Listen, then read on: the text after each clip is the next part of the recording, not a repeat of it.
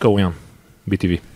Господин Мота, със сигурност отбора на Лудогорец има огромен респект срещу отбор като Бетис, но победата срещу Малмио вдъхна ли ви и на вас увереност, че можете да преодолеете и сериозно препятствие, каквото е испанския съперник?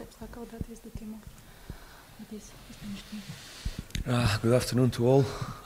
Yeah, of course, when you play Europa League, you always come upon very good teams. Добър ден. Да, винаги когато играем в Лига Европа, винаги се изправяме срещу много добри отбори. As Son said, Betis is a very good team with many quality players, with a great coach.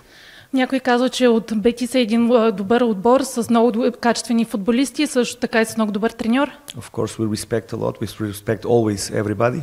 Разбира се, ние винаги уважаваме всички. But also we have our expectations to do a very good match tomorrow.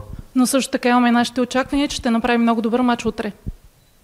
Ако погледнем биографията на треньора на вашия съперник Мануел Пелегрини, той има огромни успехи, бива начело, включително и на Реал Мадрид. С какво можете да го надхитрите утре?